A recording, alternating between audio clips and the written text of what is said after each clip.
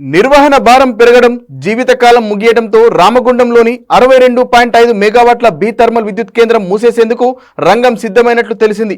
వారం రోజుల క్రితం 38 మంది ఇంజనీర్లు, 5 సబ్ ఇంజనీర్లు, ఒక సీనియర్ కెమిస్ట్, 4 కెమిస్టులను యాదాద్రి థర్మల్ పవర్ స్టేషన్ కు డిప్యుటేషన్ పేరిట బదిలీ చేశారు. అధికారుల బదిలీతో మూసివేత తప్పదనే ప్రచారం జోరుగా సాగుతోంది. పెద్దపల్లి జిల్లాలోని రామగుండంలోని 62.5 మెగావాట్ల బి థర్మల్ విద్యుత్ కేంద్రంలో ఈ నెల 4వ తేదీన మిల్స్ విభాగంలో సాంకేతిక సమస్య తలెత్తింది. దీంతో యూనిట్ ట్రిప్ అయి విద్యుత్ ఉత్పత్తి నిలిచిపోయింది. విద్యుత్ సౌధ నుంచి అనుమతులు రాకపోవడంతో పునరుద్ధరణ చేపట్టలేదు.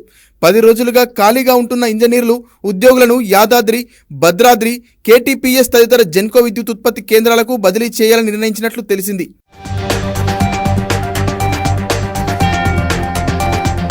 అప్పటి ఉమ్మడి ఏపీ సీఎం కాసు బ్రహ్మానందరెడ్డి 1965 జూలై 19న రామగుండంలో 62.5 మెగావాట్ల సామర్థ్యం గల థర్మల్ విద్యుత్ ప్లాంట్ ప్రారంభించారు.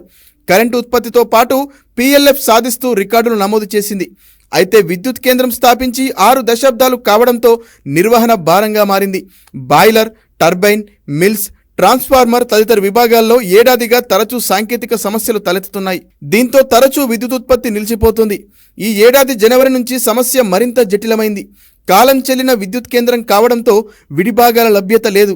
పాత వాటితోనే సర్దుబాటు చేసి విద్యుత్ కేంద్రాన్ని ఉత్పత్తి దశలోకి తీసుకొస్తున్నారు. సాంకేతిక సమస్యలతో మళ్లీ ట్రిప్ అవుతూనే ఉంది.